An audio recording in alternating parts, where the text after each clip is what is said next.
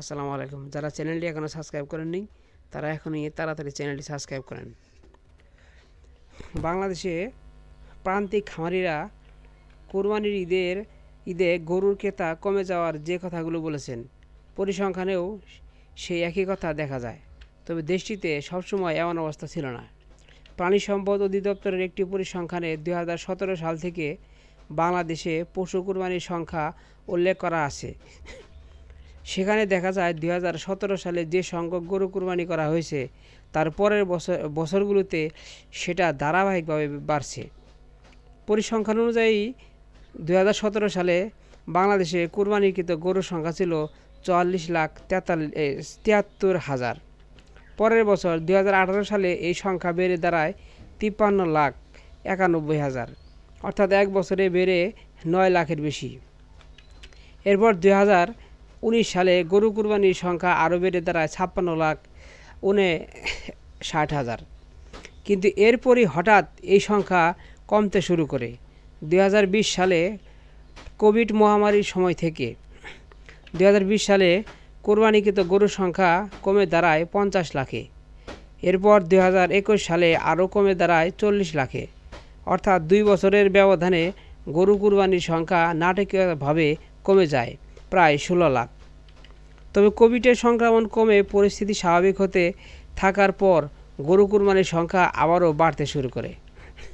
দেখা যায় 2022 সালে গরু কুরবানি বেড়ে দাঁড়ায় 45,65,000, আর 2023 সালে প্রায় একই রকম 45,81,000 গরু কুরবানি হয়। 2024 সালে সংখ্যাটি বৃদ্ধি পেয়ে প্রায় হয় 47,66,000। কিন্তু এরপরই গত বছর 2025 সালে সংখ্যাটা আবারও কমে আসে, যার পরিমাণ ছিল 46,50,000। সব মিলিয়ে কোভিড পরবর্তী সময়ে 2019 সালে গরু কুরবানির যেখানে হয়েছিল 56,59,000, সেখানে 2025 সালেও সংখ্যাটা 46,50,000। কোভিডের কয়েক বছর পরও কুরবানির সংখ্যা কোভিডের আগে যে পর্যায়ে ছিল তার চেয়ে 10 লাখ কম। কিন্তু গরু কুরবানির জন্য বাংলাদেশে গরুই যেখানে বেশিরভাগ মানুষের পছন্দ, সেখানে এই কমে যাওয়ার ব্যাখ্যাটা কী? এ বিষয়ে জানতে চাইলে শেরে বাংলা কৃষি বিশ্ববিদ্যালয়ের কৃষি অর্থনীতির অধ্যাপক রিপন কুমার মণ্ডল বিবিসি বাংলার এক প্রতিবেদনে 3টি কারণের কথা বলেছেন। প্রথম কারণে বলা হয়েছে কোভিড পরবর্তী অর্থনৈতিক দুর্বলতা, যার ফলে মানুষের ক্রয় ক্ষমতা কমে গেছে। দ্বিতীয়ত, উৎপাদন খরচ বেড়ে যাওয়ায় গরুর দাম বৃদ্ধি পাচ্ছে। খরচ কমাতে গরুর পরিবর্তে ছাগল বা ভেড়া কুরবানি দেওয়ার প্রবণতা বাড়ছে। তিনি বলেন, গরুসহ সব ধরনের পশু কোরবানিটাই কিন্তু কমে গেছে। এটা ঘটেছে মূলত কোভিড মহামারীর সময় থেকে, অর্থাৎ এখানে আর্থসামাজিক ভূমিকা আছে। আপনি দেখবেন মানুষের ক্রয় ক্ষমতা কমে গেছে, মূল্যস্ফীতি 9% উপরেও চলে যাচ্ছে।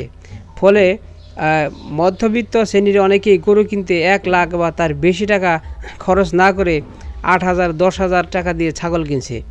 আর্থিক সক্ষমতা এখানে একটা বড় ফ্যাক্টর। এবার কি আসলে দাম বাড়বে? এ প্রশ্নে তিনি আর বলেন, কেরানীগঞ্জে একটি গরুর খামারে এবছর প্রায় 200 গরুর দেখভাল করেছে ম্যানেজার মোহাম্মদ কবির। এর মধ্যে কিছু গরু বিক্রি হয়েছে, কিছু গরু এখনও বিক্রির অপেক্ষায়। মোহাম্মদ কবির জানাচ্ছেন, এবারও ছোট এবং মাঝারি সাইজের গরুর চাহিদা বেশি। দাম নিয়ে জানতে চাইলে তিনি বলেন, আগের বছরের তুলনায় গরুর প্রতি 10,000 থেকে 15,000 টাকা দাম বেড়েছে। তবে বড় গরুর ক্ষেত্রে দাম বৃদ্ধি আরও বেশি। ধরেন খাওয়া দাওয়া খরচ, লেবার খরচ, বিদ্যুৎ খরচ সব মিলিয়ে দাম বাড়াতে হয়েছে।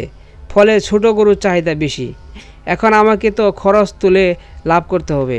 ক্রেতারা আসছে, খামারগুলোতে ঘুরছে, দাম দর দেখছে, কিন্তু এখানে তো কোনো খামার কম টাকায় গরু দিতে পারছে না। কম দেওয়ার কোনো সিচুয়েশন বা কোনো জায়গায় নেই বলেছেন তিনি। একইভাবে মানিকগঞ্জের হরিরামপুরের খামারি কুদ্দুস মোল্লাও বলেছেন, খরচ তুলতে হলে গরুর দাম বেশি রাখতে হবে। যদি দাম না পাই গরু বেচব না। এবার এটাই ঠিক করেছি। আসলে দাম বাড়ছে, দাম আছে, কিন্তু সেটা শহরে। দাম বাড়ে শহরে বন্দরে, কিন্তু গ্রামে আমরা দাম পাই না, কারণ ব্যাপারীদের কাছে গরু বেচে ফেলাই। ব্যাপারীরা তো আর আমাদের বেশি দাম দিতে চায় না। তার আশা এবার নিজেই গরু হাটে তুলবেন, এতে করে গরুর ভালো দাম পাবেন। গরু বিক্রি না হলে ক্ষতি পোষাবে কীভাবে?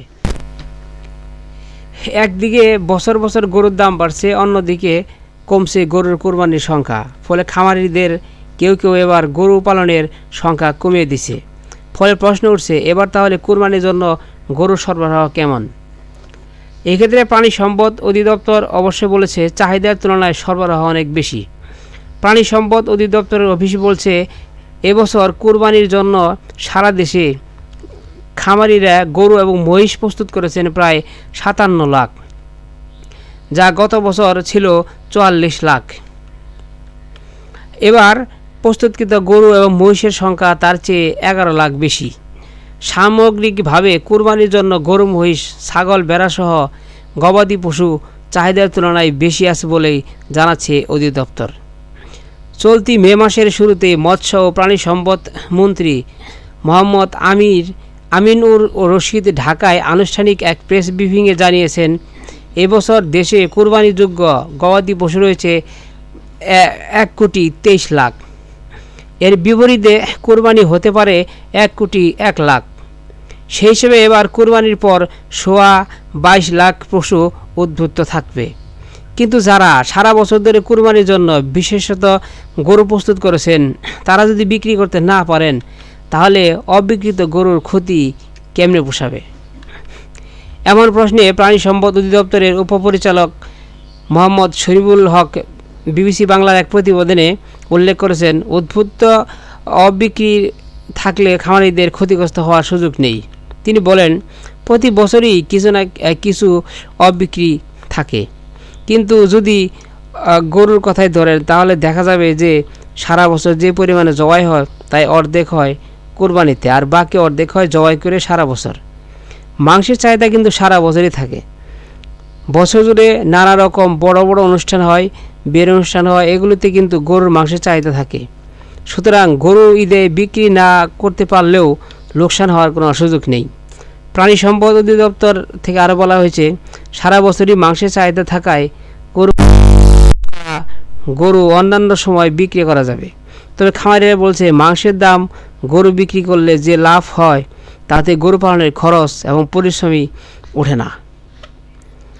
তথ্যসূত্র বিবিসি বাংলা।